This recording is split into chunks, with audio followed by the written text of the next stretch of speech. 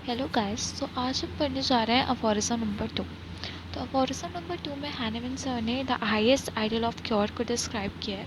उसके कुछ starters set किए हैं। सो मैंने उन्हें 3 पॉइंट्स में डिवाइड किया है। So highest ideal of cure तब मानेंगे जबकि वो क्योर क्या होगा, rapid, gentle and permanent restoration of the health. Second क्या होना चाहिए कि removal and annihilation of the disease in its whole extent. और तीसरा क्या है कि it should be done in the shortest, most reliable, most harmless way on easily comprehensible principles। ठीक है। तो इनको मैं अभी आगे जाके डिस्क्राइब करूँगी। तो उससे पहले हम सोचते हैं कि ये जो आइडियल क्योर, अभी तक हमने ये तो पता था कि क्योर है, बट आइडियल क्योर का कॉन्सेप्ट कहाँ से आया। सो आइडियल क्योर जो है, इसका कॉन्सेप्ट जो है वो फर्स्ट एडवाइस किया था एक साइंटिस्ट थे एल्क्लेपियास, जो कि ग्रीक फिजिशियन थे विथियाना के। ठीक है। तो इनका जो भी थेरामेटिक मेथड था वो बहुत पॉपुलर हुआ था एक लैटिन फ्रेज से, जिसका मतलब क्या होता है कि treat patients in Swift, safe and sweet manner. मतलब पेशेंट्स को स्विफ्टली यानी तेज़ी से, सेफली यानी सेफ मेथड से, स्वीटली यानी जेंटल वे से। तो यहीं से हैनमन सर ने जो आइडिया लिया है आइडियल क्योर का, वो यहीं से लिया है। सो इसके थ्रू हैनमन सर एक एप्रोप्रिएट और सेटिस्फाइंग डेफिनेशन ऑफ क्योर पे अराइव किए थे। सो चलते हैं हमारे पहले डेफिनेशन पे। तो हाईएस्ट आइडियल ऑफ क्योर क्या होना चाहिए, रैपिड, जेंटल एंड परमानेंट। अब रैपिड क्यों होना चाहिए? सो क्योर अगर रैपिड नहीं होगा तो जो भी इंसान को अगर डिसीज़ हुई है वो या तो एक डेंजरस फॉर्म ले लेगी, या क्या होगा कि वो बहुत हार्मफुल पहुंच जाएगी। मान लो किसी को अक्यूट डिसीज़ ही हुई है, बट अक्यूट डिसीज़ का मैंने पहले भी बोला था कि वो क्या रिजल्ट करती है, या तो क्योर में रिजल्ट कर देती है या डेथ पे। अगर मान लो किसी को कोविड था, अभी रिसेंट का अगर एक्सपीरियंस लेके चले तो कोविड था, अगर हमने उसमें रैपिड क्योर नहीं दिया और हम उसे मतलब आराम आराम आराम आराम से ट्रीट करते ही रह गए, तो क्या पता उसे कोविड से ही डेथ हो जाए। क्यों? क्योंकि tissue damage, structure damage, disease ही इनक्योरेबल हो जाए। सो इसलिए हमारा क्योर क्या होना चाहिए, हमारा क्योर रैपिड होना चाहिए। The second is gentle. अब हैनिमन सर, आप लोगों को पता होगा कि हैनिमन सर एक एलोपैथ थे। ठीक है। जब तक वो मतलब होम्योपैथिक की डिस्कवरी नहीं की थी, उससे पहले तक वो एक एलोपैथ थे।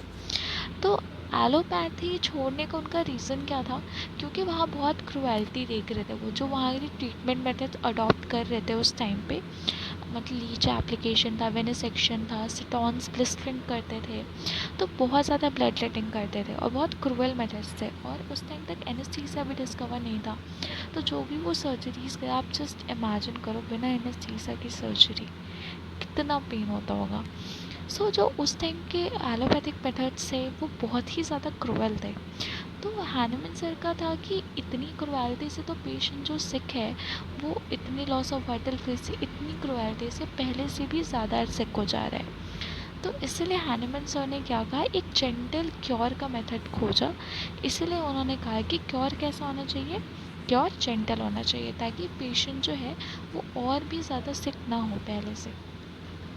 Third one is permanent. अब परमानेंट से क्या कहना चाह रहे हैं कि ऐसा नहीं होना चाहिए कि थोड़े दिन के लिए मैंने ट्रीटमेंट किया, थोड़े दिन तो ठीक है, बट फिर से डिसीज़ रिलैप्स कर जाए। ठीक है। सो पैलिएशन और सप्रेशन, ये दो तरीके के क्योर जो हैं। जैसे डिसीज़ को ही पैलिएट कर दी, ठीक है, मतलब जहाँ है वहीं पे उसको रोक दिया। तो इससे क्या होगा, पैलिएट तो कर दिया बट वो डिसीज़ क्या करेगी, कभी ना कभी रिलैप्स तो कर जाएगी।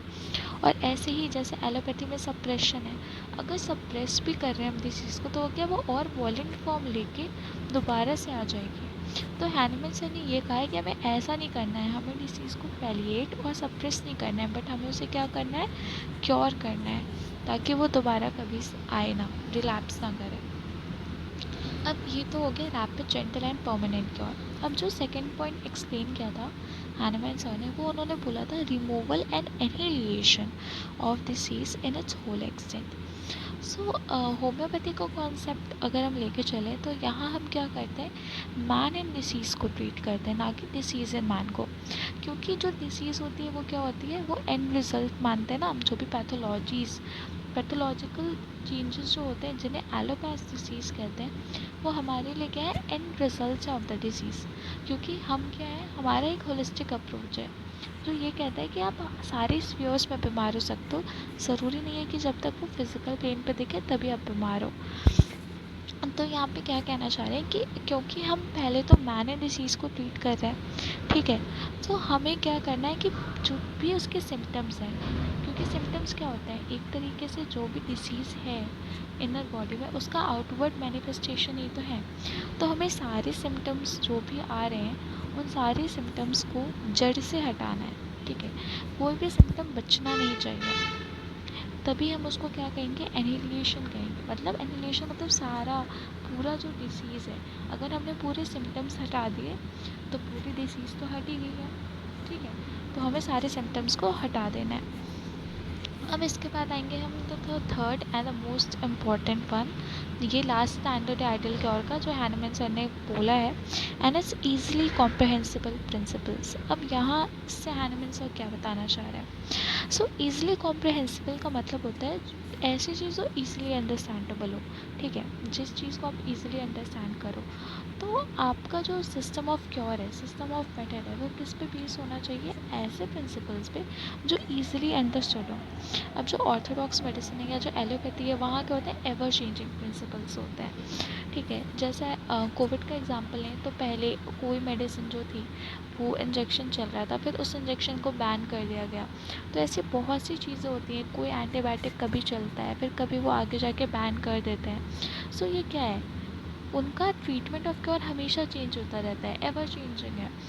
तो इसलिए वो खुद को तो मेडिसिन ऑफ एक्सपीरियंस कहते हैं, क्योंकि जैसे जैसे उनके एक्सपीरियंसेस चेंज होते हैं वैसे वैसे उनकी हमेशा चेंज होती रहती है। बट अगर एक कॉन्ट्रास्ट में होम्योपैथी देखें, सो जो होम्योपैथी है वो एक ही फिक्स प्रिंसिपल पे बेस्ड है, जो हैनमन सर दे के गए थे आज तक वही फॉलो हो रही है, that is law of similar सिमिलबस क्यूरेंटो, लाइक योर्स लाइक, ठीक है। और हमारा जो है, जो 7 कार्डिनल प्रिंसिपल्स हैं वो भी सेम के सेम है आज भी। Law of similar, law of simplex, law of minimum rules, यही फॉलो होता है क्योंकि ये नेचर्स लॉ पे बेस्ड है। Okay, thank you guys.